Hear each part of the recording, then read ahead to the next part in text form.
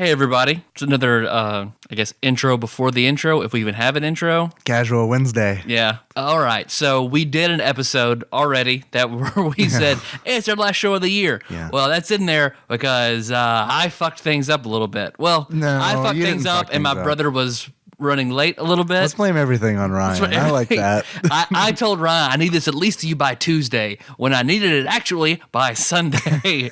So this episode was supposed to be Monday's episode, so that's why those episodes are switched. Normally, this would be Cutting Room Floor 2015. And it's not? Well, because the two things I want to include in it, unless it comes up being a lot shorter, Yeah. which I may put together the Cutting Room Floor for Patreon or something later. But Ryan had a project he wanted to do where, this year he got really into TADPOG, which is the only thing I've ever done that he's ever cared about. So that's nice. Where because he has that 2-hour commute to work and 2 hours back. So he listens to us. He's almost caught up like 270 episodes since he's gone to work. Yeah. So, and he's listening down. So, we're just getting shittier, but he's still on board, so it's okay. Well, he started, every time there was something funny, he would pause it around the episode and the time. So, what he has is a huge super cut of mostly 2015. But Super Goofs. Super It's a Goofs. super Yeah, our goof Super cut. Goofs. So, what this really is basically best of TADPOG 2015. And if that's not actually what you hear, it's Ryan's fault. Yep. And as well, we have one other thing. I really wanted to include this somewhere. I didn't know where to put it. I figured this is the good episode for it because Miller and Taryn got really... Well, they've been talking how they need to do their own podcast about strip clubs. Right. Forever. And I named it Pole Position, and I don't get credit for it. It's fine, guys. No. It's okay. It's fine if you want to pretend like you came up with it yourself. Not a big deal. So they've been joking about that forever, and then when last time Taryn was in town, they got really drunk.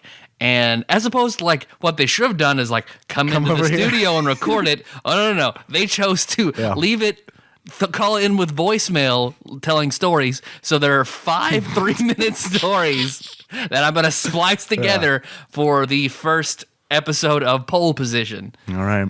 That I don't know if that's going to be first or after Ryan's Supercut. It's drunk logic. Yeah, or I'll just disperse it in between. I don't know. We'll figure it out. That'll be what you cut between the Super Goofs.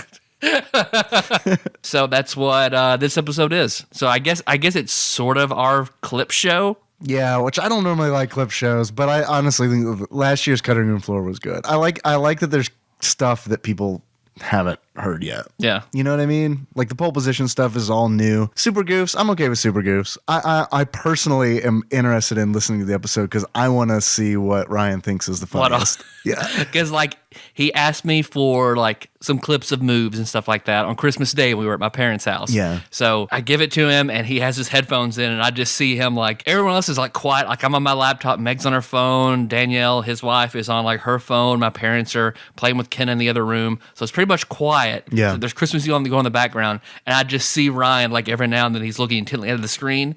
Silent laugh, throws his head back and chuckles and then focuses in again.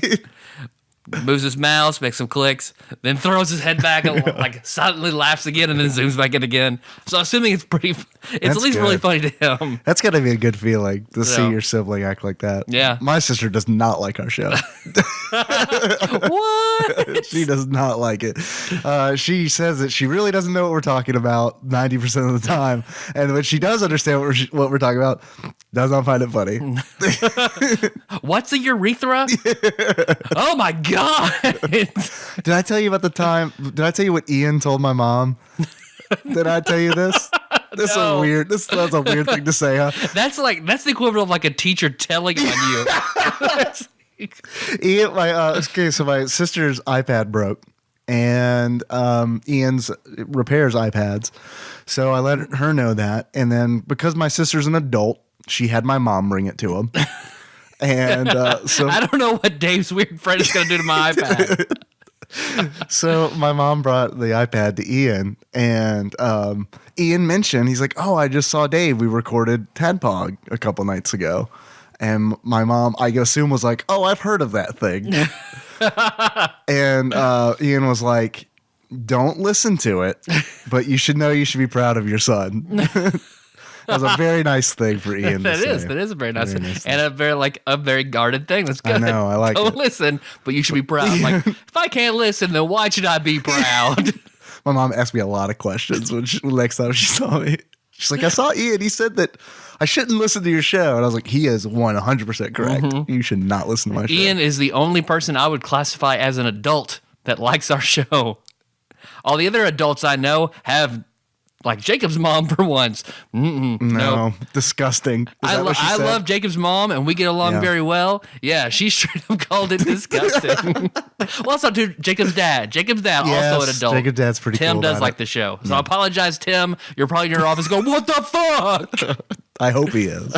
I hope he was very offended by that statement. That means he's a super fan. Yeah, it's true.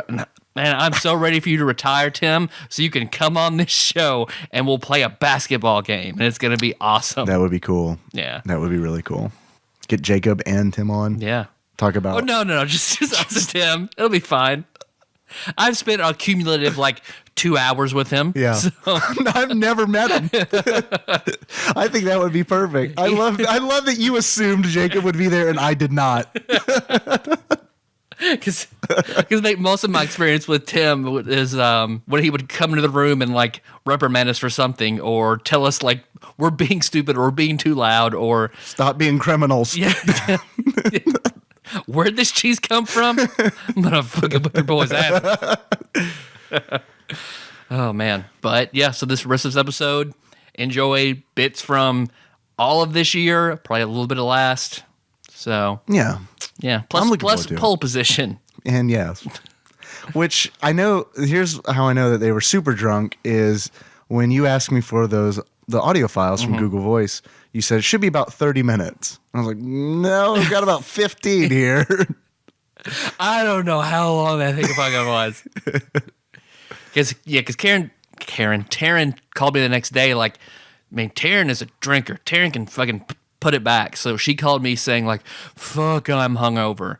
I was like, all right, you guys got fucking drunk then. For her and Miller both, who are they are seasoned veterans. Yeah. So I was about to say she can't hang with #MoreMiller. I mean, he was hammering it back on our Patreon in a Pinch episode. Yeah. So that was fun. That was fun. It was fun. Man, people really liked our year in review episode. I know we're trying to close this out. I don't know how long Ryan's thing's going to be, so we may as well just keep talking for a little while. So I'm really glad that was well received, because I thought, well, first of all, I don't remember anything on that episode, not a fucking thing, other than people were asking about the hard cut at the end, and I was like, well, that's a secret. Yeah, because I told you, as soon as we recorded it, during the process, Jacob was like, oh my God. So when I re-listened to it, I was like, okay, this flows well enough. So, because I cut out a question, I thought it was pretty funny. Yeah. I thought it was pretty funny. Yeah. But it was questionable enough that I oh, okay, I'm gonna go ahead and cut this out. Yeah. I get it. So. I get it. I do. I don't remember exactly what was said, but I do remember being horrified by whatever it was. It was mostly John Turley. We were approaching it at a decent angle, because I was talking about my dad and what I expected my dad would have said. Yeah. And then John Turley started he had his own line of thought going on. He just separated the conversation. So he just started to interject these random inappropriate words. Yeah. And then clarify, no, that would be the search term for Google. Oh, that thing we talked about 40 minutes ago, John? Okay. I mean, if you want to play the home game, here's what you do. Just pick a random episode of TADPOG, and while it's playing, just randomly yell out the name of a white supremacist. just see how many you can name. It's a fun road game where everyone goes around clockwise in the car and names a white supremacist. So yeah, it depends on how many times you've seen American History X and how far you can go. I think you made the right call.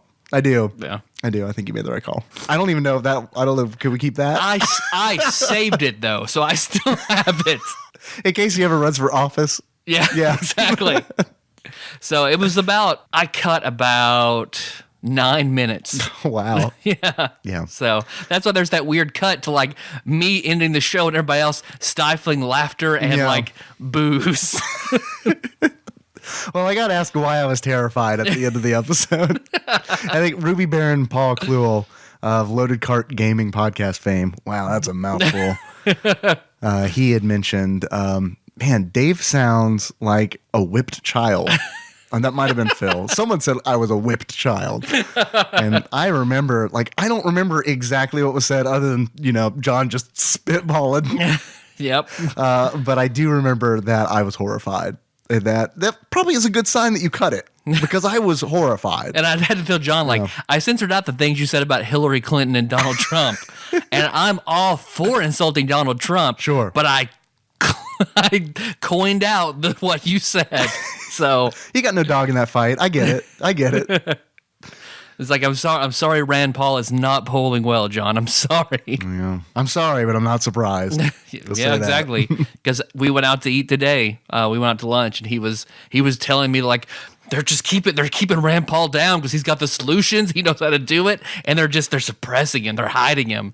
I was like, well, I mean, maybe sorta, but also, like, look at the crazy person who's going to get us ratings. So I don't know if it's so much like, no, shh, quiet Rand Paul up and his genius ideas, or like, nope, we want more money. Point at the crazy guy. I hope Donald Trump's a Democrat plant. I really do. I told John, like, I do think that is a possibility, because like 10 years ago he was like, yeah, Bill Clinton, I'm with this guy. Yeah. Fuck whoever you want and be a liberal. Yeah, okay, cool. It does sound pretty good. Yeah. Yeah, it is. You sounded very earnest. Yeah. Yeah, it is. Okay, so you ready to we'll get to it? Yeah, let's do it. I'm ready. I'm ready to listen to this. All right. Supposed audio that we're receiving from Ryan.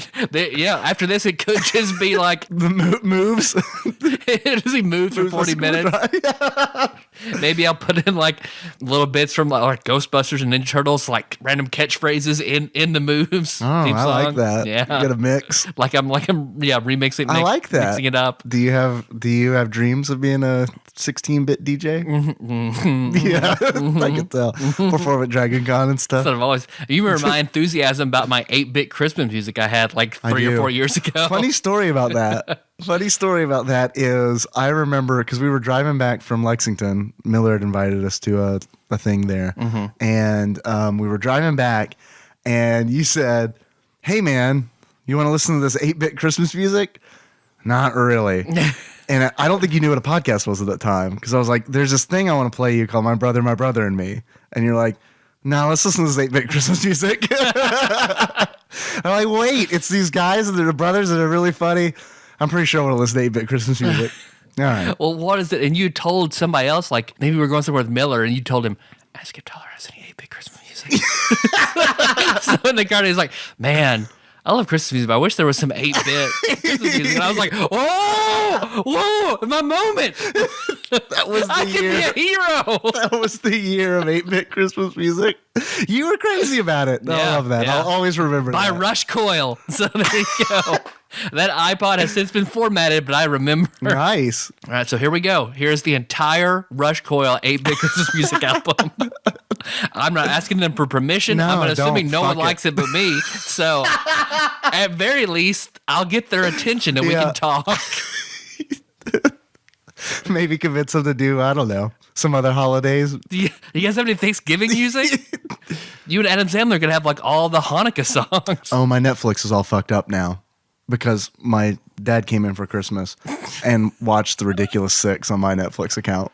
So what is that? I think it's called The Ridiculous Six. It's the Adam Sandler Netflix exclusive movie where, yeah. Oh. It's like, are they already making like spoofs of Hateful Eight? Is that... It's a pre-spoof. Yeah, it's a pre-spoof. Phil was telling me that I think they had like 6 Native American people on the crew to let them know if it was offensive. I remember. I remember they reading about this all now. walked out. Yeah, yeah. So that's pretty cool. In between him fucking up my Netflix queue and man, and your childhood.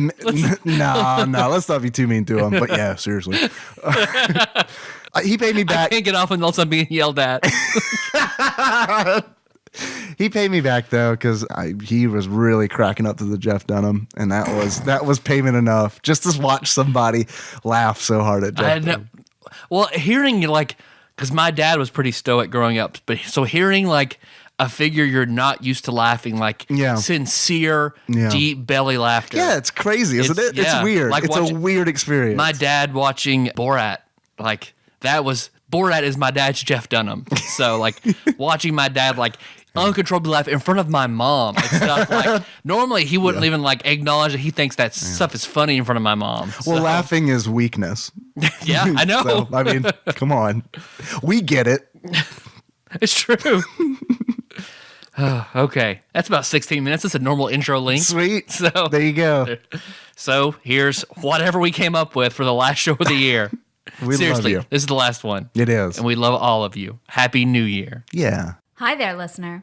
You're about to experience TADPOG. Tyler and Dave play old games, and there will be plenty of game talk, but also copious amounts of crude, off-color, offensive, and immature speech. So if you are of a rather sensitive humor constitution, we're just letting you know what you're in for with this show. It has games. It has jokes. You know, just games and jokes. Take the games, take the jokes, and have a good time.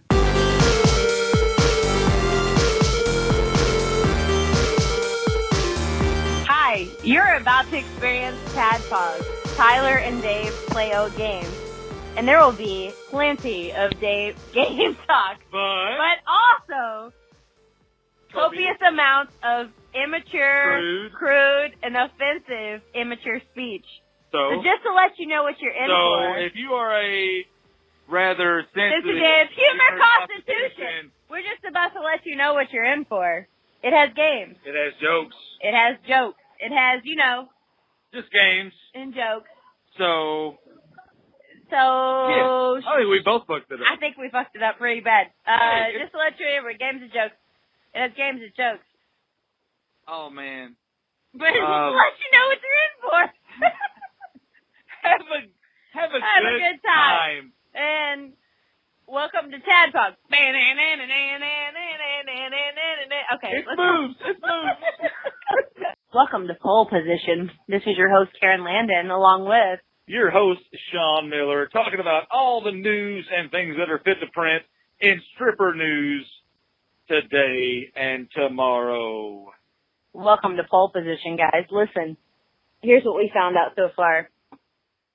Murray, Kentucky has no strip clubs. No, we had the Galaxy Cabaret down just a little south of town in Purrier, but boy, they closed down quick. And now I'm pretty sure it's a Joanne Fabric. I'm not really sure, but anyway. Joanne Fabric's got the prices though. We're still talking strippers. We got Brad Gallimore here with us, just hanging out. Yeah, we do. It's a good time, but we got plenty of stripper stories to tell you. So Taryn, yes. Tell me. You're living in Houston now. You're originally from the area, but you're down in Texas. You are a Texas, what do they call it? A transplant. A transplant. They got plenty of strip clubs down there now. Let me tell you what I think about Houston, Texas. So, the strip clubs in Houston, Texas, they are really hot. There's a couple of them. One's called the Men's Club of Houston, and one is called V Live. If you've ever listened to a Drake rap song. I know some Drake rap songs. As in Hotline Bling. Hotline Bling. The Bling. He goes to mention a lot about hanging out at V Live, dropping a check at V Live. He says that a lot. Well, yeah, he's got to drop it. He can drop a check at V Live. And let me just tell you, I've been to V Live. You've been to V Live? I've been to V Live. No live. No live. No live. And no live. And let me just go ahead and let you know that old Drake can drop a check there. Because there are some hot bitches. 10 plus. Well, when you're Drake, you got to make it rain. I mean, you've got to make it rain. You can't roll in and not be Drake and make it live. I mean, my God. That's just crazy talk. Now, tell me, you've got a lot of variety there. Now, again, we have like 2 strip clubs within 100 miles of Murray, and one of them is a double-wide trailer. And it has, instead of a stripper pole, it has more of a PVC pipe that is surrounded not by velvet rope, but more of a police tape. Oh. So that's all we have to go by here. Now that's Let me just go ahead and tell you. Yeah. That's not how Houston operates. Oh, That's not how H-Town operates. Oh, no. Hey, we're going to have to continue this. One moment. We're on the 3-minute. We're on the 3-minute line. We'll be back Fucking with TADPOG. pole position. And we're back once again with pole position with Sean Miller. And Taryn Landon. Talking about strip clubs all over the world. Yeah. Let me go ahead and tell you, Sean, about my favorite strip Worldwide, club. dog. I want to tell you about my favorite strip club real quick. Let's hear about it. My favorite strip club ever was called, it was in Detroit. And it was called the Landing Strip. The Landing Strip. It was called the Landing Strip. Double entendre. Double entendre. Wah, wah, wah. If we were Aziz Ansari right now, we'd have a musical note for that. Yes, we should. I went to one called the Landing Strip. I also went to one called Flight Club, which was right next to the airport. I don't know that double entendre. The hottest bitch I've ever seen. Really? Hottest. She gave us like 700 lap dances. It was beautiful. Wow. It was beautiful. That's great. And she was as sexy as you can imagine. I can imagine. Yeah. What's your favorite strip club, Sean Miller? It was called, what the hell is it? It's in Nashville. I can't remember the name of it. But Christie's Cabaret? No, it was something cabaret. But they always changed the name. And I remember going in there and I saw this girl and I was like, oh, she is Stephanie's? Stephanie's Cabaret. Stephanie's Yes, Cabaret. Stephanie's Cabaret. I went in there and I saw this Act girl. like I don't know strip clubs in Nashville. You know strip clubs in Nashville. But I went in there and this girl was so hot. And she looked a little bit elder to me. Oh. Like, I was young at the time. Elder but stripper. she was so hot. And I was like, I gotta get a lap dance from this girl. Yeah. I got a lap dance. And she was like, what's your name? And I'm like, Sean. She was like, oh, Sean, like Shaun of the Dead? That Like movie? Shaun of the Dead? I love that movie. Me and my son watch it all the time. And I was like, how old's your son? She was like, oh, he's 17. And I was like, whoa. I mean, I'm still enjoying this, but I'm a little weirded out. Okay. I was a little weirded out. I'm going to tell you about the best lap dance I ever got. It was by a stripper named July, like hot as the month, in the Spearmint Rhino in Las Vegas. Not quite as hot as June, but not hot as quite as June. She had the sexiest titties I've ever seen. The sexiest. That's saying something. Yep. And, you know, Mama worked at Hooters for 10 years. Taryn knows some banging titties. Mama knows some banging titties. And I used to be masturbatory gold, considered by some people that listen to TADPOG. So I know some titties. I know them. Okay, we're going to have to call them back. Like, it's almost 3 minutes. Man, we're calling Fuck back. your 3-minute rule. Pole position is back with Sean Miller and Taryn Landon. And Taryn Landon is talking about some of the best titties she's ever seen in the strip club. We're coming from you live at the Big Apple in Murray, Kentucky. Just Big Apple Cafe. About that. Big Apple Cafe. Let me tell you, I've already seen some hot titties here tonight. Some hot Oh, bitches. some good ones. They may have had some babies, but there's some hot titties in here. Yeah, you guarantee they have. They've had some babies. It is Western Kentucky. But let me go ahead and tell you about the wildest titties I've ever seen. And I kind of started it on the last text, but it was July in the Spearmint Rango in Las Vegas. And she was the sexiest beast I have ever seen. She gave us probably 5 to 10 lap dances. I was with a friend that worked for the Phoenix Sun, so he had the drove. Boy. And we had a great time. But I'm going to go ahead and tell you about my second favorite strip club, which is the Flight Club in Detroit, which we just talked about a little bit. Detroit has some banging titties. Rock City. What's your favorite strip club, Sean? I think I already answered that.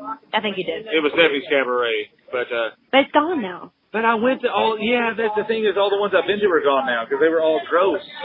I've got a lot of stripper stories, but they're all so gross. I went to one down in Paris, Tennessee, I think, and there was a girl that had no teeth. No teeth. I have also seen a 9-month pregnant stripper in Nashville. Oh, yeah.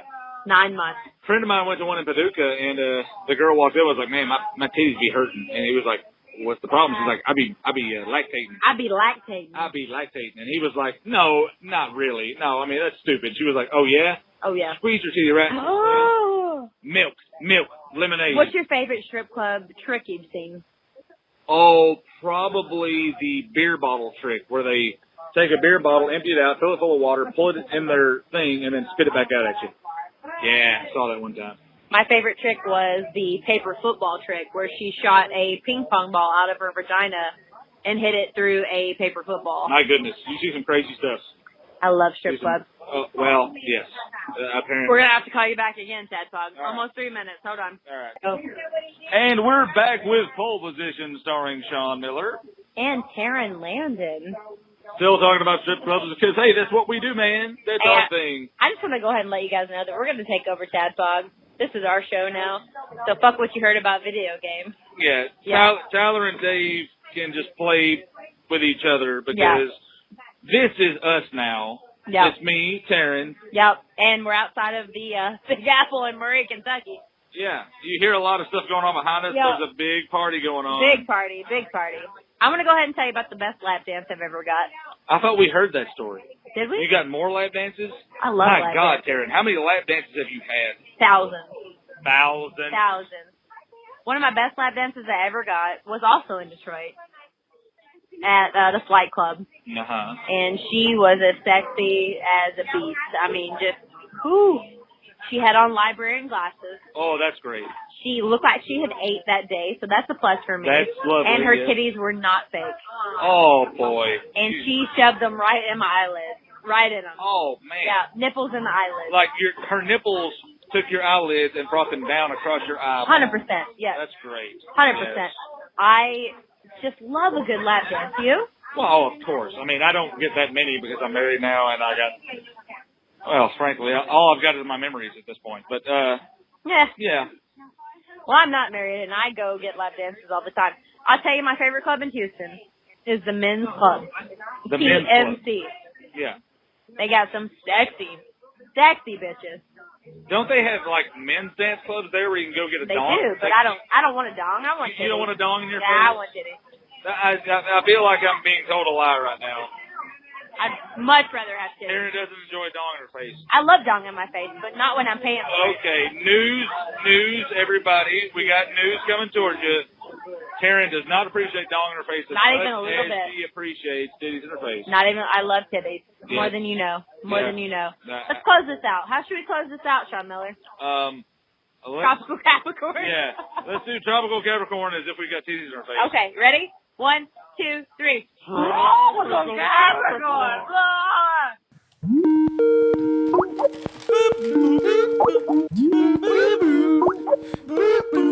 Hey, boo. What? Suck my dick. Ursher. This is the kind of music the band actually. Yeah. This brand of soda was created in Nazi Germany when trade embargoes made it impossible to make Coke. Well, I mean, we all know. Mm-hmm. We don't talk about it, but we all know. It was made in Nazi Germany? Uh-huh. It was created in Nazi Germany. Is this still around? Yep. How do they make a kosher version of this? Hate juice? It's pretty close. Fanta. Fanta is correct.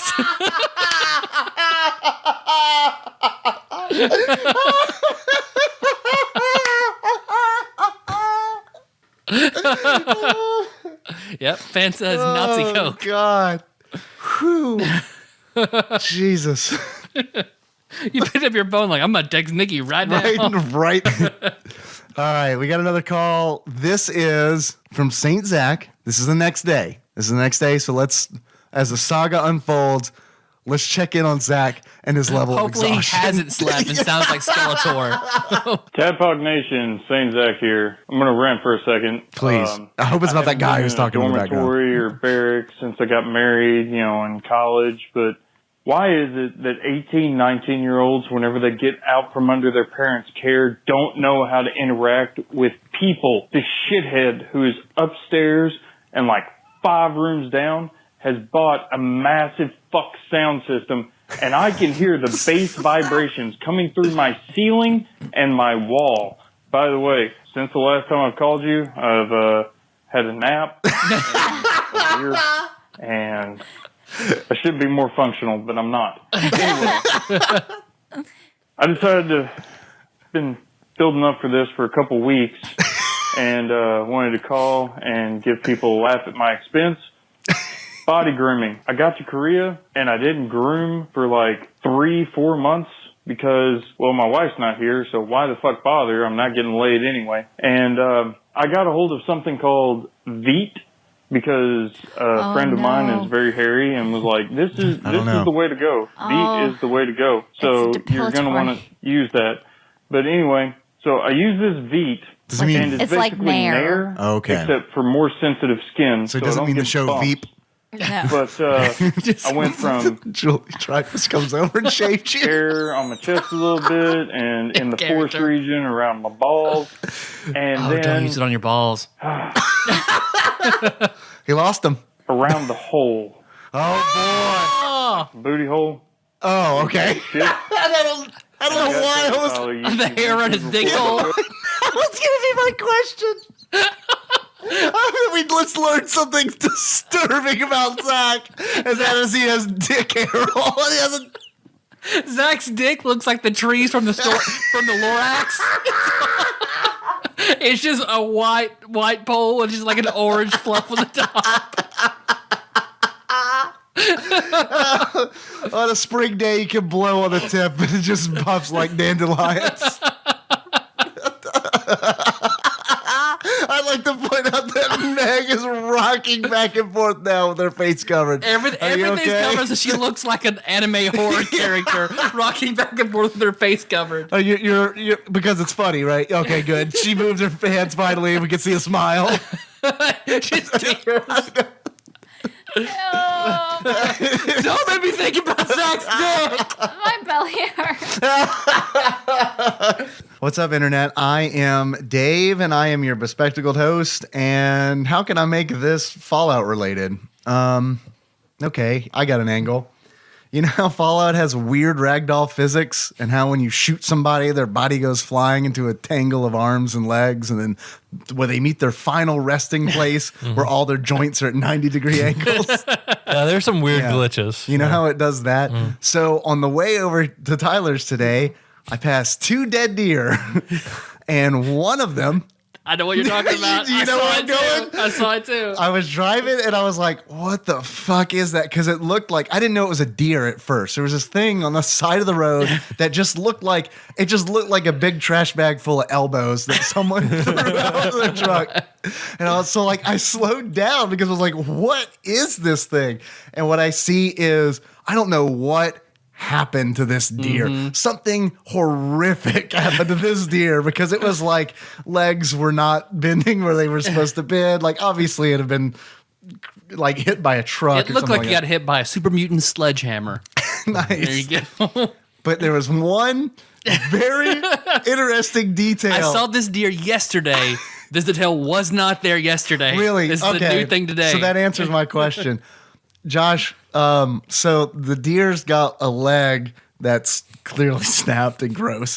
And like attached to this is a like happy birthday balloon. Did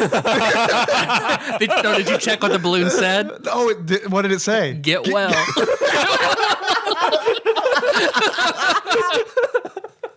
So someone tied a get well balloon to the dead deer. Not only that, they stopped on the interstate to do it. So, I don't know. Is that a dead deer? Man, get the balloon. Get the balloon out of the trunk. Our day has come, Clyde. You got the helium? You know there's only a finite amount of that. We're running out pretty quick. Yeah. Worth it. It was pretty gross. I love talking to the big black dicks. I love big black dicks in my face and around my nose and eye holes. Stinger. I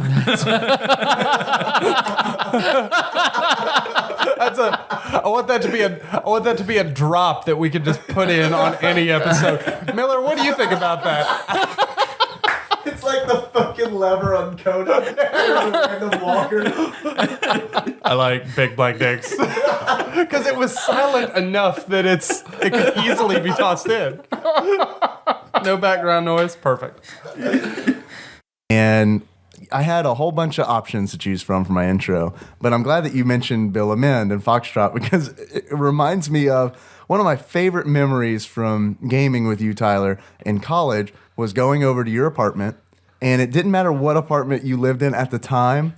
there would always be like 15 Foxtrot books in the bathroom. Yep. And like Yep. 2 of them would be on top of like the toilet tank, and then like 12 would be like on the floor surrounding the toilet. So like at any given time, there's just these urine-soaked Foxtrot books. You're not lying. Just because I remember one time taking a shit in your apartment, and I'm sitting there like, this is before smartphones, so it's like I'm not, playing anything. I'm just kind of looking around. I'm like, man, all right, I'm gonna read some of this Foxtrot. And I go to pick it up, and it was just soggy.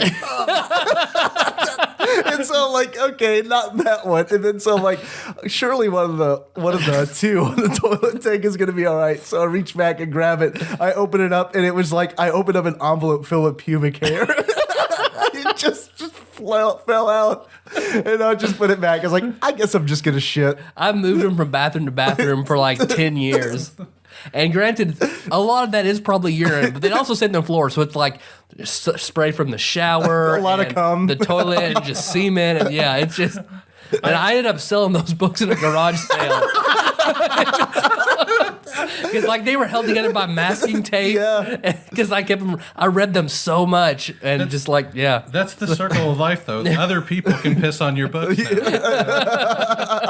I got a good $10 for my piss sheets. So this alien, like the Martians have evolved sharks in a corrupt way, and they're oppressing the whales. They put lasers on them. What? Well, see, riding the sharks are tinier sharks that have guns. And you have to, as a mermaid, you have to go sneeze on them. This game is fucking wrong. How is this game on the list? How is this game on the list? And in the fucking 40s. It's literally it is a bunch of crazy fucks in a room together saying shit, and people are like, we'll make that a game. We'll make that a game. There's sharks riding sharks, and they shoot guns. They sneeze on this ham. It's nuts. I've had more believable fever dreams. Once you sneeze on enough sharks firing guns, you kill like a bigger shark, like they're called like the Aromans or something like that. You kill their The A-Romans. you kill their chief shark, and you go into a throne room, and very slowly a whale like comes out and thanks you, and then you turn back to mouse rat and go back and finish the game. Isn't Mouse Rat a band That's name? from Parks and Rec. When you said lion rat earlier, it took everything I had not to say mouse rat. He has to get in his scarecrow boat and go back to land. But then once you get back on land, that's when you start fighting monkeys. You go into a monkey cave, and it's fucking bonkers because monkeys are grabbing stuff and throwing stuff, and you're chasing them. Tyler cannot keep using these adjectives like, and that's when it gets bonkers. No, the ship has sailed. It went from I mean that all shit was weird. Monkeys are bonkers. Monkeys get a whole different adjective. I'm not gonna lie, guys. I'm like completely fucking exhausted of this game. Are we near the end? Yes. Okay. All right. Because after I'm like really I'm And we had like 3 desks crammed into this one room for the tech support department, which is me and 2 other guys. And then our bosses, Jay and Jeff, were in an adjoining room. There was a door for each of them, and they were in this other room. And we would play Quake online while we were talking to customers, walking through, clicking on things, dial-up networking, go to this. But I'm just playing this whole time. So we just got so good at doing it. And we were playing this one time, and I will never forget this. We had a really intense game going, and I'm on the phone with a customer, and I've got the flag, and I'm running around the level trying to get back. It was capture the flag. That was our thing, and obviously the object is you've got the flag. You got to run back and touch. You've got the enemy flag. You've got to run back and touch your flag to score. And then the game round resets and you start over. Well, I'm running all over the place trying to get back to base, but I'm not fully engaged in this thing. And I'm talking to the customer. And Jeff, one of the owners, is playing in this game. And he is defending our flag and trying to keep them from taking our flag while I'm getting back to return it. And the guy would run into our base and grab the flag, and he'd kill him and touch the flag and put it back on the base. And this went on for like 10 minutes. Finally, he comes out. He kicks the door of his office open, and he walks up to me in full There was no muting. There was nothing. I know this customer heard this. He said, put that goddamn customer on hold and capture the fucking flag. And I was like, ma'am, could I put you on hold for just a minute? So I put him on hold and I captured the flag and I'm glad the precedent was set for the rest of the tenure you're working there. Oh, it was wonderful. And this was my boss. This was the guy that owned the company. This is his lifeline, his world. And he tells me, just, I know what I'm paying you to do. And right now I'm paying you to capture the fucking flag. That's why those things stick with me. So that's why I like the things that I like, is those experiences like that are good stories to tell. He sent me a text message saying, well, apparently my mom has started listening to the show. What? And she thinks it's okay, but really doesn't like your opening monologues. So I was like, I was like, I have a story about you, Josh. I thought about telling, but didn't. He's like, I know what you're talking about. Please tell it. That way she'll hear it and apologize to me. So that's the story I have. I know what you're going to tell, and I can't believe that we're actually going to do this. Okay. Yep. All right. So I think I've stated before that Josh Nance was my friend that had Cinemax and HBO and things like that growing up. So everybody was sitting out at his house to masturbate. Tyler Dunnigan included. Like, everyone would just like a rotation stay at his house to masturbate in his room. Like, everybody else was in the living room, and then people would take turns in his room masturbating to Cinemax. This is like a fucked up teen movie. It's like missing all the girls. Well, one time, I had just gotten done masturbating in his room, and I have a handful of it. Of what? My ejaculate. Oh, your jism. My jism, thank you. And his room was directly across from his bathroom. So I was like, okay, well, I'm going to go wash this off my hand. So I walk out in the hall just in time for his mom to walk out of the room and walk down the hall. So I see her coming. I've got a handful. Did she see you coming? You know? And I just like, oh, fuck. So the only thing I can do is I just put my hand in my pocket real quick. That was awful. So I resolved not to do that again. I should have stopped masturbating at Josh's house, but I wasn't going to do that. I should have taken tissues in there with me, but I wasn't going to do that. So what I instead decided to do whenever I would finish in Josh's room, I would wipe it on his carpet. Why? I don't know. Well, because I wouldn't have to. So I wouldn't have to. You never wanted to go through the hallway again. Yeah, I don't want to run into his mom. Sure, just having like tissues or paper towels or something like that. Nope. I'm gonna go to either under his bed or to a corner of his room where no one goes and just rub it in the carpet. And I stayed at Josh's house every weekend for like 10 years. So I rubbed a lot into his carpet. It's a lot of that's way too much jism for one carpet. It was typically in the far corner of his room. Like, he didn't have a nightstand, and the bed was really close to the corner. No one ever walked back there. Well, it turns out like he called me pretty upset. He was like, well, man, my mom was cleaning my room, walked over to that corner, walked back out, and said, Josh, I walked in the corner of your room. I know what you've been doing. I know what's there. Go in there and clean it up. And she made him go in there and watch him clean the carpet in that corner of the room. God. Good friend. Like, I've thrown my friends under the bus with shit like that. Josh did not. He just like solemnly like, damn it, Tyler, I'm not gonna tell my mom. And he just cleaned it up. So he's hoping she will hear this and apologize to him for making him clean up my spunk in his carpet. The crunchy spots. Yes. The very, very, very like 90s gel Carson Daly stiff carpet that was in that corner. Oh, that would be pretty cool to prank call my wife. God, I'm reasonably sure that his number is not in your phone book. But I have it because he put it in the Facebook group one time. We could call Phil Hawkins and prank call Phil Hawkins. Let's do it. All right. What's the prank? You just sort of play the demon number, the demon noise? I can't do it through my phone because I'm using my phone to call him. I tell you what, we could play it through. It's gonna sound like complete dog shit to everybody listening, but we could play it through like the laptop or something like that. I think that'd be pretty good. All right. Here's his phone number. What, you don't want to read it out loud? So the whole internet can call him? And by whole internet, I mean like 1/300,000th of the internet. Well, I'm being generous. So Tadpog Nation, shh.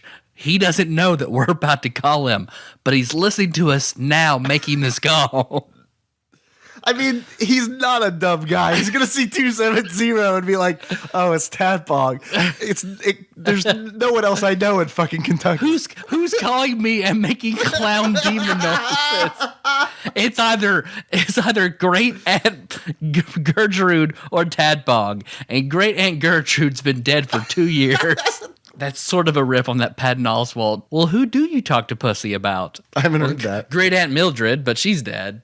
So no one. All right, the number's queued up. Are you ready? Do you think we'll make them cry? Hopefully. All right, you ready to scare them? Assuming he gave me the right phone number in the first place. So let's see. I'm just a random person. All right.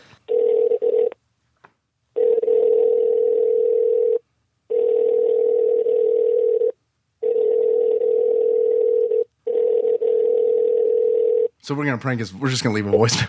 Yeah. It's gonna be like Wiley's birthday. Hi there. This is Phil Hawkins.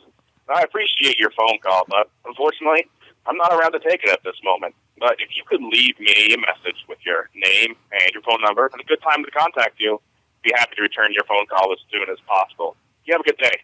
To leave a callback number, press 5. We did not get your message, either because you were not speaking or because of a bad connection. To disconnect, press 1. To record your message, press 2. Okay, 2. 2. At the end of your message, press 1. We did not get your message, either because you were not speaking or because of a bad connection. To disconnect, press 1. To record your message, press 2. At the end of your message, press 1. This is the next 45 minutes. If you are satisfied with your message, press 1. To listen to your message, press 2. To erase and re-record. I've never heard a voicemail do this before. Where you left off. He has break protection. It's not loud. The iPad's not loud enough to pick it up. Message review. 45 minutes. If you are satisfied with your message, press 1. To listen to your message. To send your message with normal delivery, press 1. To send, thank you. Your message has been sent. Goodbye. You done been pranked, Phil! Oh, shit. Where'd my phone go? Here it is. See how much airtime we burned up with that? Yeah. Only the first 25 minutes of the show. I kept my cool, though. Yeah. I didn't crack up, Tyler. Except for the actual voicemail we left. Prank calling in your 30s. And Googling Reddit. I just Googled Reddit, and then this story came up. Just after I'd read it and space, this story comes up. So. Colby. God. I don't know. I don't know what that story is about. I haven't read that one. You look it up and break your own heart. Okay, this one from an Ask Reddit thread stating, throwaway time. What's your secret that could literally ruin your life if it came out? So this was... This sounds pretty tame. Yeah. Yeah. So this was... it's a 3-year-old thread. The highest thread... Well, I don't know if it's even the highest, but 5,500 upvotes from user Linfect, which I'm sure is throwaway. Surely it's not his real account where people could find out who he is, but... How should I read this, Dave? It's a secret that could ruin your life. Mm-hmm. Can you read it as Maxwell Smart? It's been a long time since I've actually seen. We'll see. I think you could do it. I've got faith in you. If you don't know, if you need like refreshing, let me tell you, it's the exact same voice as Inspector Gadget. Like it is 100% the same. Oh, so French Stewart. Yeah, I've seen Inspector Gadget too. Yeah, French Stewart. Yeah, just like French Stewart. just like the squinty guy. American sweetheart, French Stewart. Cousin died when we were both 17. There was a reception at his house just after the funeral. I went into his room and stole all the money that was there. Took all other valuables that his parents wouldn't realize were gone. No one knows I did this. They just assume he didn't have any money in his room, only loose change. I don't regret it, but I admit I did it. Also, my cum box.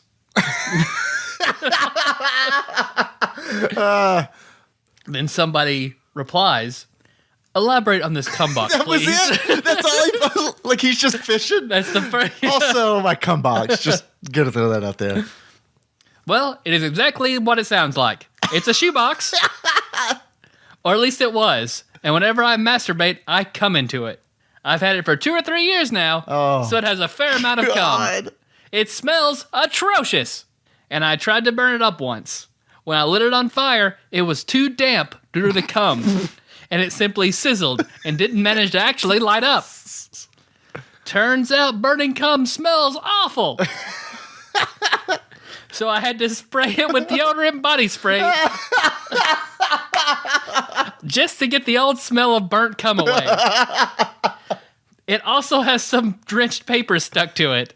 That's pretty much it. And there is a picture, and I will we can link the picture in the show notes of the cum box if you really want to see it. Edit 2. A lot of people are asking me why. Well, I'm apparently a rather disturbed individual. But it just kind of happened. Bought new shoes, needed someplace to come, used the box. It just escalated from there. Kept using it each time, telling myself I would throw it out soon. Never did. 2 or 3 years later, I still have it. It wasn't planned or anything. It just happened. Edit 3. Fuck, this really exploded. 20,000 plus views of my cum box? Did not expect this. Edit 4.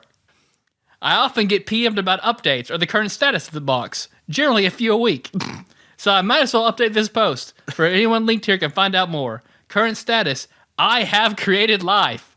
Mold has begun to grow in the box, and it's taken over a fair amount. It smells a bit worse, mainly due to the damper apartment, so it does not dry as fast. Hence the reason why the mold has begun. New picture. So we can link the new picture of the moldy cum box. Hello, phone. And that activated my voice search. Phone. Moldy cum box. Go. I will never be rid of my need for it. I hate and love the box, just as I hate and love myself. Also, what the fuck? 2.7 million views. Never could have expected this outcome. That's it? The cum box. That's it? Yep. And then the cum box was actually a message from the chief. Would you believe? And yeah, it looks weird. It looks weird. Because he's a pretty decent photographer, so he's got the lighting right. Yeah, and he's got it like zoomed in just right. He gets the cum box from all the right angles, like you'd want to see the cum box at. Man, I got really sick one time eating at Just Hamburgers, and this is not like a slam on them. It was, I mean, I guess kind of it is, because I was eating. If it was spoiled food, then it is on them. I'm just saying. And I don't even have to say allegedly, because this fucking happened. Yeah. I was eating a bag of fries, and I love their fries. Fry. And they're black. Their The fries black are fry. awesome. There was a black thing in the bag. It wasn't really even a fry. It was just a black thing. It was unidentifiable.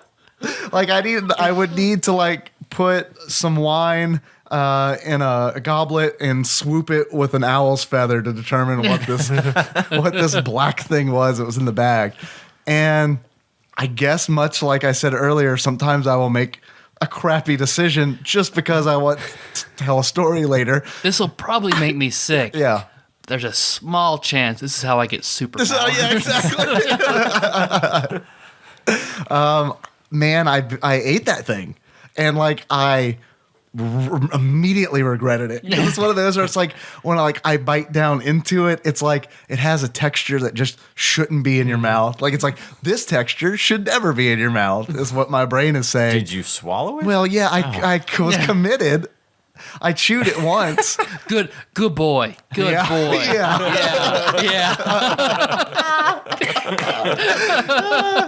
Yeah. I'd pet the back of your head, look you in the eye, and nod. I mean, come on. You don't just like put something in your mouth and then not finish. So I immediately bit down on this thing, and it was just the texture and then immediate flavor of just like it's just like I don't know. Like This I can't. tastes like the periodic table. The entire thing. Like that's it what tastes like burning. That's the fucked up thing about it is like I don't have anything in my taste vocabulary to explain to you how this tastes. Like Is this umami? Umami is horrible. I can't compare it to anything I've eaten. It was just horrible. And yes, I made the horrible decision to swallow this thing. Like I said, I was committed. And boy, did I get sick. I got real sick. Like, was it immediate or was it like the next day? It was like an hour later. So like I remember like going back to work and being like, eating that black thing in the bag. It wasn't such a big deal. And then like an hour later, I'm just like feverishly sweating. Oh my God. Yeah. And it was just one of those where it's like, I have to go home because I made a very poor decision at lunch. I mean, that's what happens when you eat a small bit of Cthulhu, I guess. That's Petrified tentacle. Yeah. Mm-hmm. Indescribable taste. Well, just hamburgers, lack of chicken tenders, and black things in their fries. Yeah. Notwithstanding, they do have some good fucking fries. No, they have excellent Those food. crinkle fries are my jam. I can't get enough of them. That black thing in the fry bag, that was so long ago, and I've totally gone back. Good for you. I'm not gonna check this out. Now, when I eat their bag of fries, like I am looking in the bag and I'm making sure. Like normally, if a fry is a little burnt or something at a restaurant, it's like whatever. But now, like if there's a burnt fry in the fucking just hamburgers bag, it's like no, I'm not even gonna tempt fate on that one. Let's see. Anybody else have any last minute comments? Anything? Well, I don't know what we're like on time, but I do have another letter from John Turley. Ooh. I think we should read that. Let's do Shall it. I read Let's that do it quickly? No, I mean, this is a special episode. It's the end of the last 64 one, yeah, list. it's fine. Yeah. Listeners may remember that last week I read John's first letter to me. I wrote him back. He had some concerns in his first letter. And I wrote him back. I don't remember what I said. He answered some of the questions here, so I'm going to have to elaborate a little bit. But here is John Turley's second letter. Okay. By the way, my reply to this letter has gone out, and I have informed him of what we did. Oh, you mean giving his address out on the internet? Yes.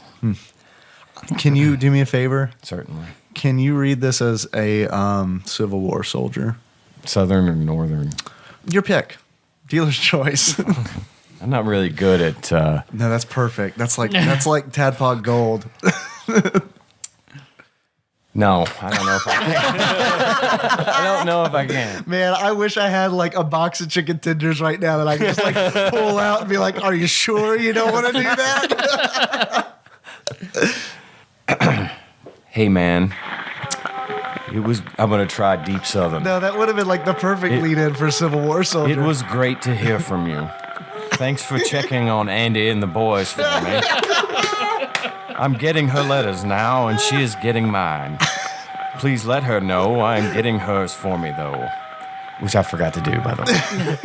Sorry, John. Thanks for letting me know about work. I actually miss it. I definitely miss the people. I want to try to drop by on Christmas Exodus and see everybody. I should be great. I should be graduated from basic by then and at AIT. Good, God willing.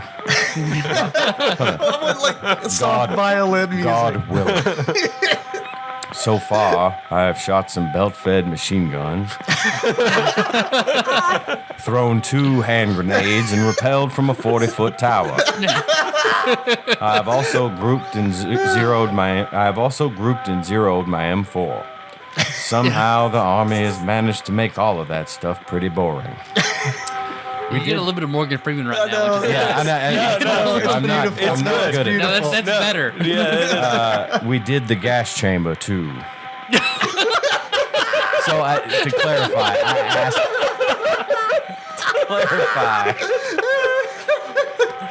To clarify, I asked him if they did the thing where they. I asked him if they did the thing where they put him in a room and tear gassed him. So they will put them in a room, not have a mask on, and throw tear gas into the room, and they have to sit there and suffer through it. And I asked him if he'd done that. That's gas chamber, not execution. Right, okay. It wasn't that bad, but it was pretty unpleasant. Shit burns. I didn't realize how well John Turley's writing lends to Southern. I am hoping that I might get my phone when I get to AIT, at least on weekends, but no guarantee. He makes some comments about work that I don't want to read because it's work stuff. Okay. I don't want to talk about that. All right. I can't wait to hear some TADPOG. Really looking forward to hearing your episodes. There is no music here. Only cadences the drill sergeants call out when marching.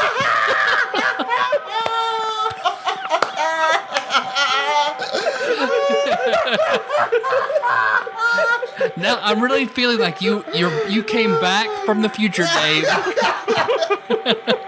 This is what I used it on. I had one wish. I was like, I would love to go back in time and ask Ian to read John Turley's letter as a Civil War soldier. I'm fucking crying. Oh, fuck. There's more. Just let me get through this, okay? Oh, fuck. Only cadences the drill sergeants call out when marching. I miss it bad. Music. I can't wait to play some CS. So this is Counter-Strike. He and I play Counter-Strike together. We're gonna tear some shit up. Tell Tanya I said hello. That's my wife. No, I mentioned could I send him some porn. And for TADPOG Nation, you need to listen to this. This pertains to No, unfortunately, there's little you can send me outside of soap, detergent, toothpaste, and hygiene supplies. I'm good on all that stuff right now, but I sincerely appreciate the offer. Porn is strictly verboten. And he spelled it prawn with a 0. So God, pictures of Bailey J sent directly to John Turley. Oh, God, he's going to fucking kill me. I am so worn out all the time that I have essentially been on a 1-month no-fap. I appreciate the letter more than you can possibly know. Any communication with the outside world is the best thing ever here. Please write me again, even if it is just about mundane bullshit. I don't care. I miss the Ian rants. I miss you a lot, man. Can't wait to see you again. Love you, brother. John. I missed that time you showed me your dick and it was so big. You had the biggest damn dick I'd ever seen. He did not have to put his last name on this letter, so apparently he remembered that I know who he is. Once again, I have to say, John, buddy, we miss you. We love you. Get home safe. We'll see you probably around Christmas, and hopefully he'll have a chance to listen to some of these episodes while he's still at basic, so he can get over being mad at me before he comes home.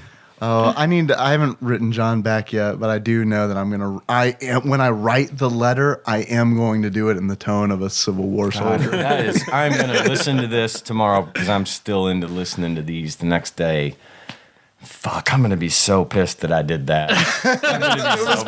It was beautiful. It was a beautiful thing. Good. I'm so glad you decided to do I'm it. happy. Yeah. And that's what I did. I put the disc in the Wii, and I was super frustrated because I've got an adapter. I've got a GameCube to Wiimote adapter, which allows me to play certain games wirelessly with the GameCube controller.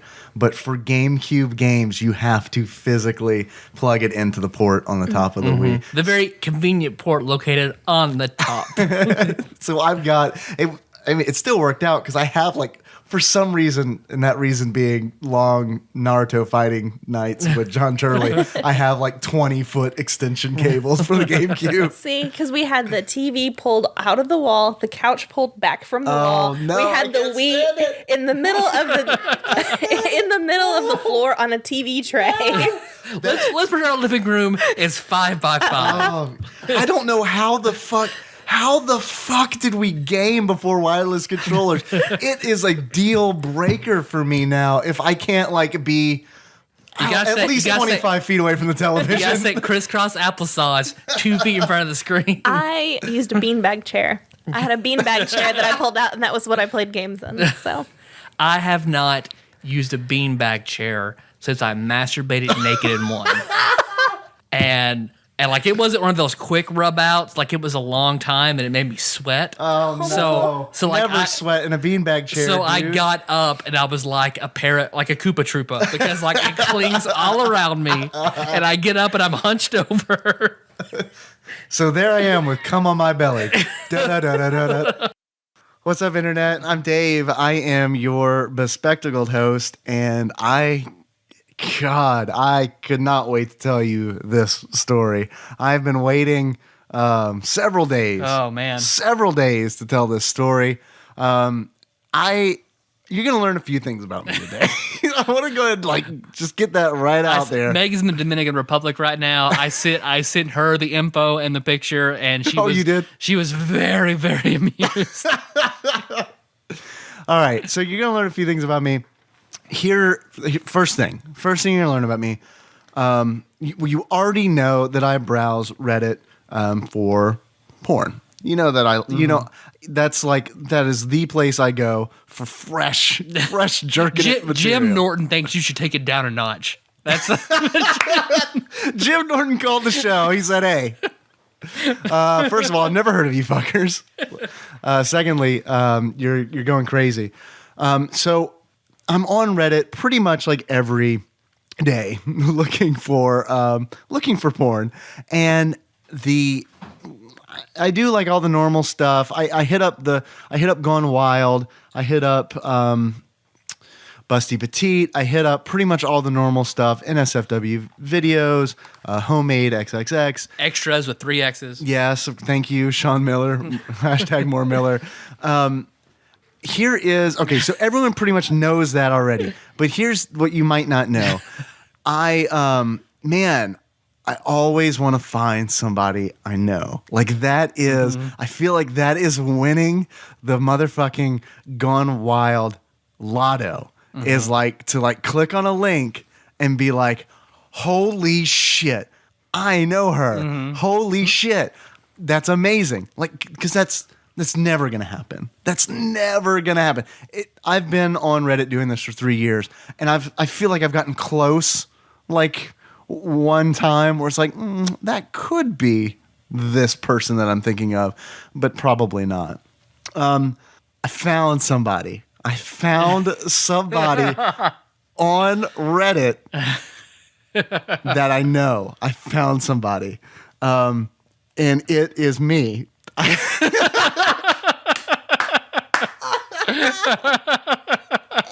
I found myself in a photograph, an NSFW photograph on Reddit. And let me describe the photograph for you. I'm going to post it in the show notes. You better fucking believe it. So if you have never gone to the show notes, you need to go to the show notes for this. I hope to see a big spike in our web traffic to our website today. I'd say you could probably do it at work. Maybe.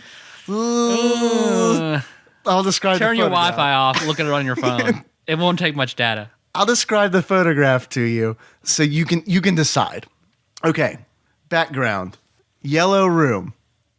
Ornate. I would describe it as ornate. Are you gonna say what the room is at some point, or are you just gonna describe it? We'll get there. Okay. We'll get there maybe. Okay. So yellow room. Banquet tables with wine glasses on them. A woman wearing a black dress, kind of sticking her belly out, and her dress has some mysterious, what looks like maybe it could be a facial cleanser on her dress. Then in the background, there is a dude with glasses holding a Diet Coke, looking in a completely different direction. That's me. So I clicked on. I was so surprised when I opened it because the link was called "After a Trip to the Restroom" and a subreddit called "Come on Clothes." So that's the next thing that you learned about me today is that I subscribe to a subreddit called "Come on Clothes." Yeah, because you sent me this image and you just kept saying NSFW subreddit. Yeah. I was like, "You gonna tell me what this is?" And you didn't want to tell me, but well, I mean, eventually. I feel like you're exaggerating the truth a little bit. It's not like I was hiding it from my daddy or anything. Well, this was not something on your sexual map that you were totally ready to reveal to me as of yet. Maybe I don't like to reveal anything on my map to you sexually because I never know when it's going to come up. The Come on Clothes subreddit is a subreddit where people will come on clothes that someone else is wearing and then take a photograph of it and then post it on the internet for everybody to see. I don't think that's like bad at all. I think that's totally kosher. That's totally like it's in the Jewish faith. Yeah. Yeah.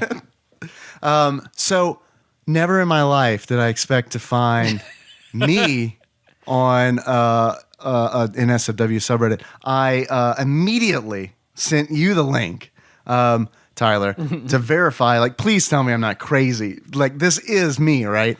Because I just looked at the girl for a long time, and I was like, "What is she showing off?" And then it takes me a while, like I'm running while I'm doing this, so I have my phone up in front of me while I'm running down the road, just like, all right, I mean, she's pretty hot. What is she? Oh shit! And I pinch and zoom. Yeah, that's Dave in the background, right behind her. I sent Nikki a text and I said, "Hey, I just found myself on an NSFW subreddit. This is not a drill." She freaked out a little bit. Yeah. She freaked out a little bit. And when she got home and I showed her, she laughed. And I said, "Do you really think, like, if I found myself in some kind of compromising situation on Reddit that I would fucking bring it up like that?" Yeah. It was like there was the best to be like, you know what, we need to quit Reddit. We're strictly a Pinterest family now. So I think I'm trying to pinpoint where this was because I don't know, and I haven't like checked for geotagging or anything like that. But I think that this was in the governor's mansion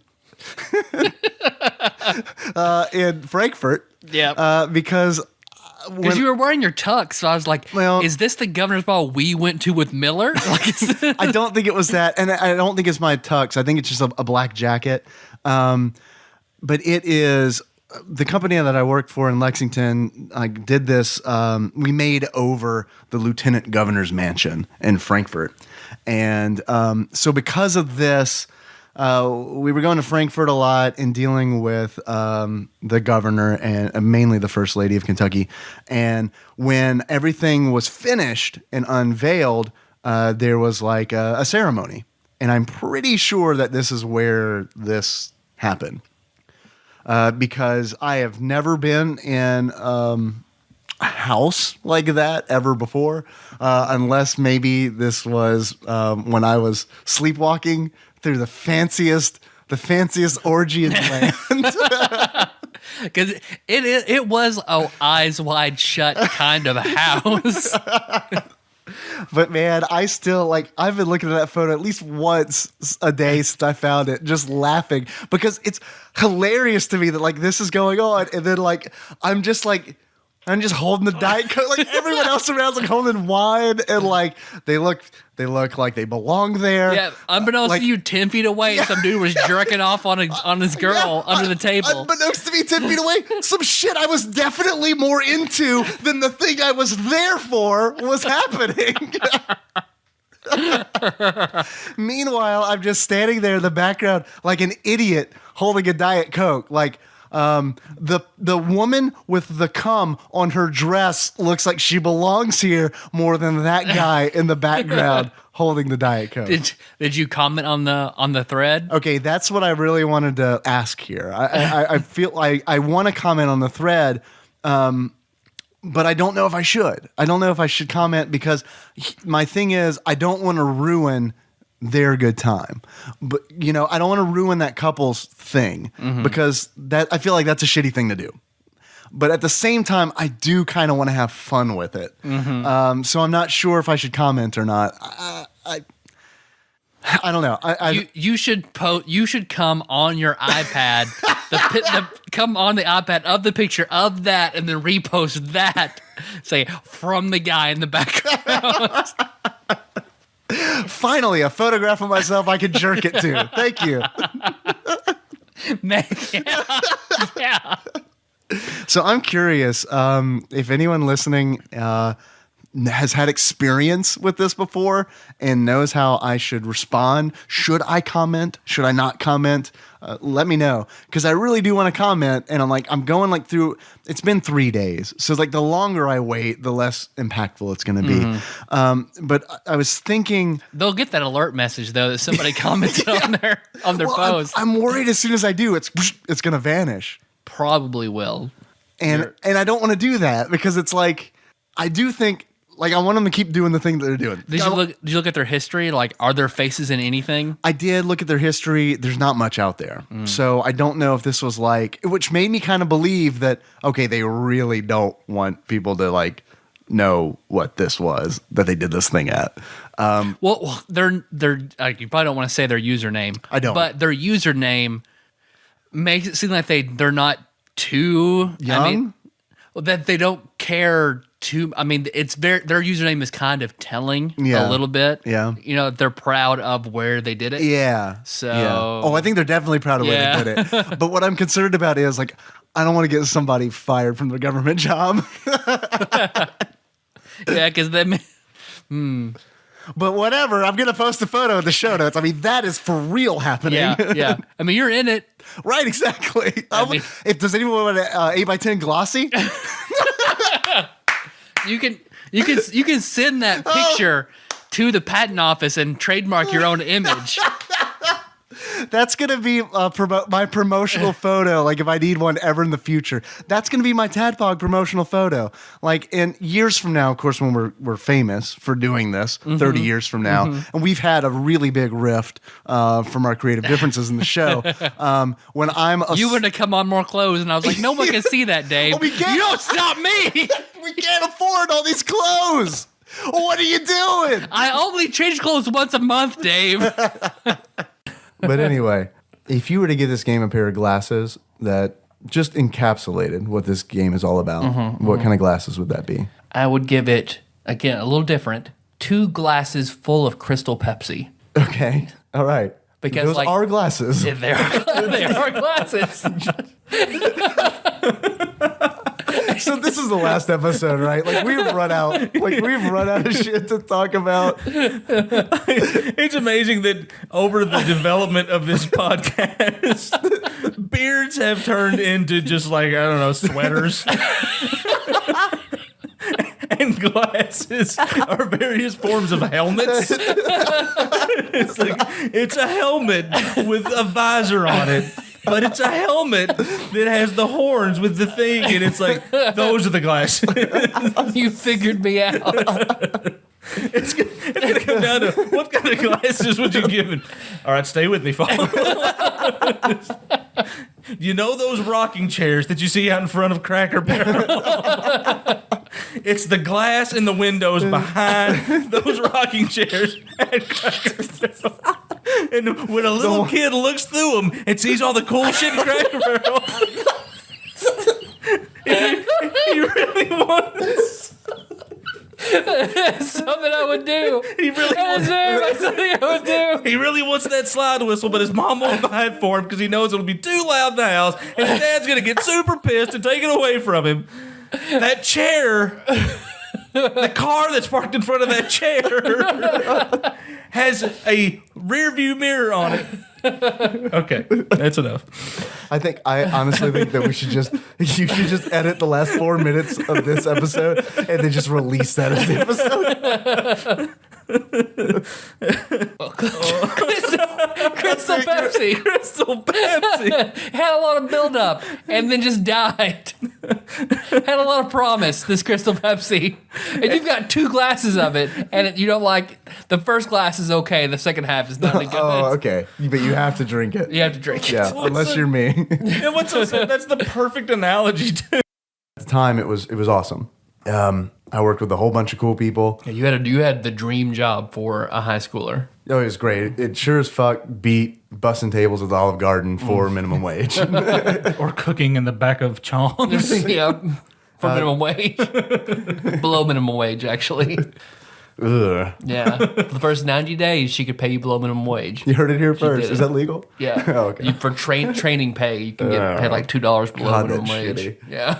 Well, compared to that, this job was really awesome. Compared to any other job I've ever worked, it's awesome. Essentially, I would sit at a desk, and when customers had problems or needed their internet set up, they'd just call in, and we would help them out with that shit. The upside of that is there were a lot of times where people weren't calling, so there's a lot of downtime where we just play fucking video games and watch anime and, other stuff.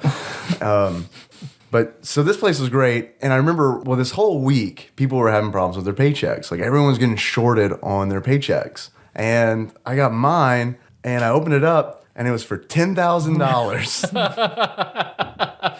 And for a moment, I thought, I'm 17 years old. $10,000 sure is a lot of money. But I decided to tell my boss anyway. And when I went in his office, I was like, hey, man, I got a problem with my check. And he's like, I know everyone has a problem with their check. I was like, no, I think you really want to see this. Well, so you have a problem with my check. I don't have a problem with my check. I mean, did you at least look up, like, as a minor, if you went ahead and just cashed that shit, what they could do to you? Actually, I'm glad that you brought that up because I didn't. And I'm already ready to ask Nicole because Nicole will know. What would have happened if I cashed that check, Nicole? She'll know all about paycheck law and probably bird law, Bird law. I like to think that it was just a test, that everyone who worked there at one point in time got a check for $10,000. It's just like a loyalty test. Pretty sneaky, says. We got Miller back. I'm here. Of Populous fame. Everybody loves Sean Miller. And Pilot Wings fame. I'm here. I'm back.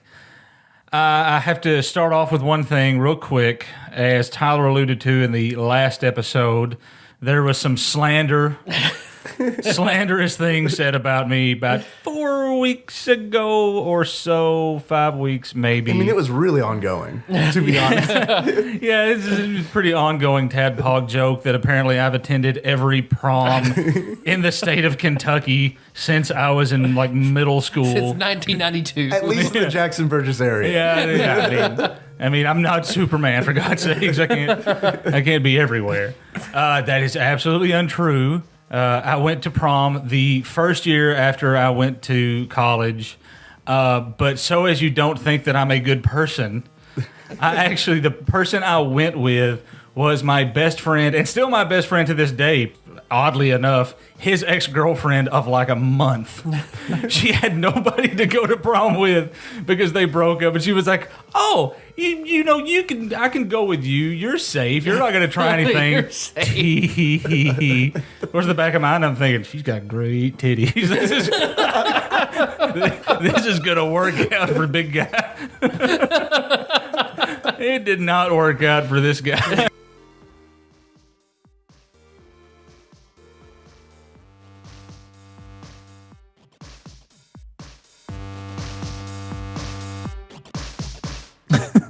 I'd rather it sound good and be a pain in the ass than it sound not great. Okay. You can just play it, and I will just assume that based on context clues, what the calls are about. I like that idea. It's like a fun game. Yeah. I think people will enjoy it. I mean, we've done worse things on this show. Or you could send me. Are they on Google Translate or whatever? Where you get the. Is who on Google Translate? Sorry, you said you have a call. So is it? Oh, it's gonna be a live call. It's gonna be Tyler's father. Yep. For like the last month, he's like been asking me, "When are you gonna do your thing? When are you gonna do your thing? When are you gonna donate on Patreon, Dad?" That's funny. You gotta pay to play, Pops. You want airtime? Give us your money. That's right. Are we ready to go? You gonna do this? Do this thing? Anything else we need to talk about before we start? I just want to make sure that you're showing up in the waveform. Tyler, you see him? Say something, Blake. Boo, boo, boo. Yep. How big is it compared to ours? About the same. Okay, good. You're the same bigness as us, Blake. Yeah. And I'm actually a Sorry. grower, not a shower, so just wait. You too, huh? Yeah, I use that one a lot. It's our curse. That'll be our intro. We all have the same style, model, and make of penis. Oh, are you the same? White, grower, and uncircumcised. Wait. I am circumcised, just for the record. Okay, good. Yeah, I don't have a heathen dog penis like my son does. We should have saved this. This would have been good. We're recording. We are recording. Yeah. But man, phew, I hope Henry doesn't hear that if Tyler uses that as a stinger. I made that decision for you, son. I thought it was the right thing. That's I often miss my foreskin. Had Kenna been a boy, I would have not wanted to circumcise Are you serious? him. Yeah. No, see, when Owen was born, I was like, I kind of want his penis to look like my penis. Is that weird?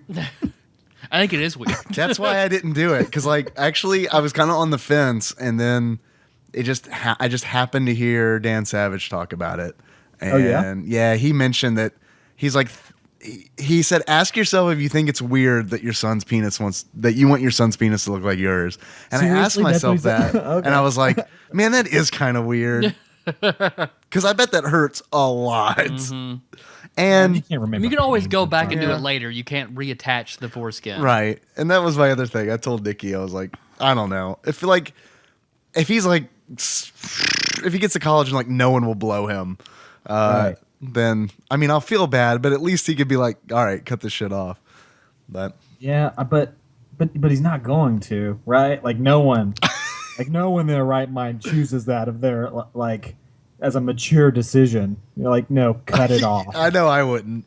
No, hell no. No, you there's wouldn't. no way I would. So I don't know. Hopefully he's not really pissed at me. I kind of feel like it's one of those things where it's like it could go either way. I think it could go either way.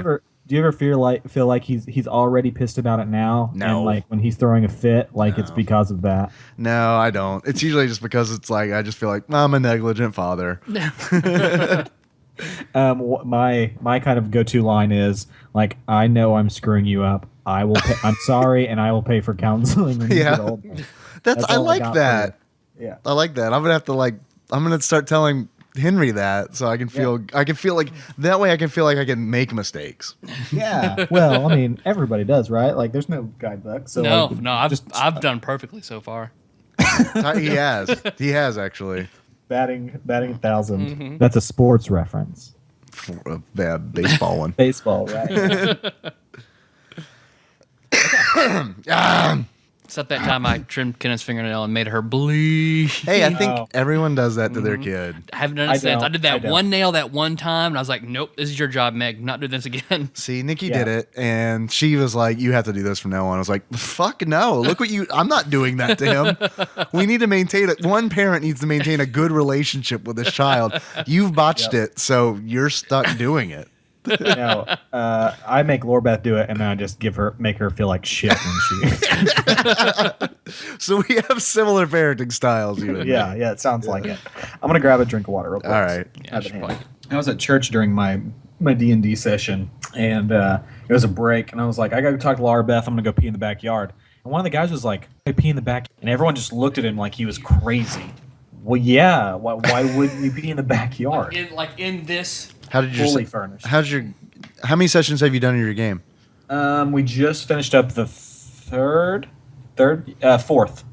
Yeah, four sessions in, and it's going well. I think it's hard. Preparing a session, like knowing how much to prepare and which details to kind of have, at least kind of a rudimentary idea of where it might go, is the hardest part. A couple of times I've found myself, nowhere where I expected, and kind of trying to figure out stuff on the fly, and like putting putting encounters together on the fly. And so it really just results in me just lying about everything. No, I roll the it. dice so that I think that things are fair, but it's really just me making shit up. Yeah, that's honestly my favorite. That's my favorite thing about running games. It really is, and it's like either that or having a mod that spells like everything out. Because it's I've started to incorporate this. The past 2 sessions, I found a really cool Pathfinder mod, the Skin Saw Murders. Sounds cool. I incorporated a part of that, and it worked really well. Is it like a serial killer thing?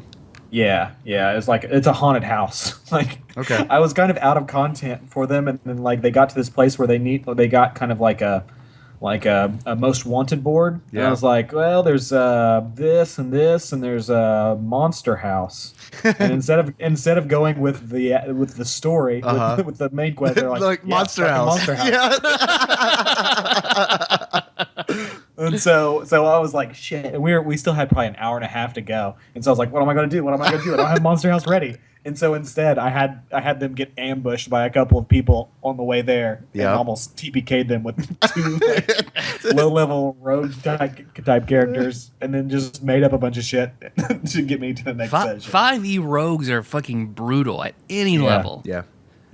Sneak attack is harsh if you can get it off. I feel like all 5e classes are bursty. They're really bursty because and I think a lot of that comes out to like initiative too, because in my group I know like if they win initiative when they were first level, it didn't matter what they were going up against in the Lost Mines of Fandel, where they were fucking killing it until they got to Clark. When they got to Clark, it was like it doesn't fucking matter. It does not matter when you go. Everyone's going to be unconscious. We're coming up to the end of the mod. And the mod, you're supposed to win the fight against the kind of big bad evil guy. But he has paralysis if he hits you with one of his claws. So I think I'm just going to knock them all out and then kind of have him disappear, and he'll come back later. Yeah. So because I want them to understand that they can die. So I don't want them. I think I'm going to teach them a lesson right here at the beginning that there is content above their level, and they need to be aware of that. So we'll talk a little bit, and I'll text my dad, and he'll come in with jokes. Call your daddy. I'm going to ask him about Krampus. I am. Okay. How does he feel about the movie? Damn it, Blake. That's what I'm going to ask him. Okay. Damn it. I didn't know if that was the joke. Because I'm hoping he doesn't know about it. And then surely not. And then we can tell him all about it. Well, he's not going to be able to hear us to the board though. So yeah, don't do that. That thing where you make it sound awful, don't do that. It's because of all our adapters we've got on that cord. So depending on when he calls us, it'll either be the stinger or actually in the show. Yeah. He might be asleep. I mean, he called me just I guess 20 minutes ago. But yeah, he could have already been asleep by now. He probably just dumped a load in your mom and went to bed. See, if I knew that was an actual thing he might have done, I might be like, "Oh, Blake," but no, he didn't. No, he did not. Are you sure? You're 100%? I do not think they've had sex in years. All right, I'll ask him about Krampus. Tyler, you ask him if he dumped it in her lap. When's the last time you dumped a load? Because I remember, when we were on the cruise, I mentioned to Mom, well, I guess Ryan can stay in our, room sometimes, so you and Dad can have, a night together. Mom laughed and said, "We've been married a long time, Tyler. Don't worry about that." I was like, "Oh, you poor woman." Okay. And I imagine my dad sort of like Vegeta in Dragon Ball Z. He fucked Bulma once, but most of the time he's like, "No, I have to do other things. I have to train. I have to get stronger. I don't have time for sex. I'm too manly." I also, every time I see your dad, I also think about Vegeta. Yep. I mean, my dad goes Super Saiyan and his mustache get all tall and blonde. He just oozes. Vegeta. Vegeta-ness. But you're putting it all on your dad. You think your mom is a passionate woman who needs more, but your dad is the holdout. I bet Mom doesn't care either way, and Dad just doesn't give a shit. Oh God. Hey guys, let's make a pact right now. Mm-hmm. All right. If we get there, we each kill each other. Whew. I don't want to live in that world. You don't now. No. You don't now, but I mean, I do think maybe one day you will. Out of our entire combined circle of friends, I think we are the 3 people most likely to not have that happen to, though. Okay. Go on. I mean, you're probably right.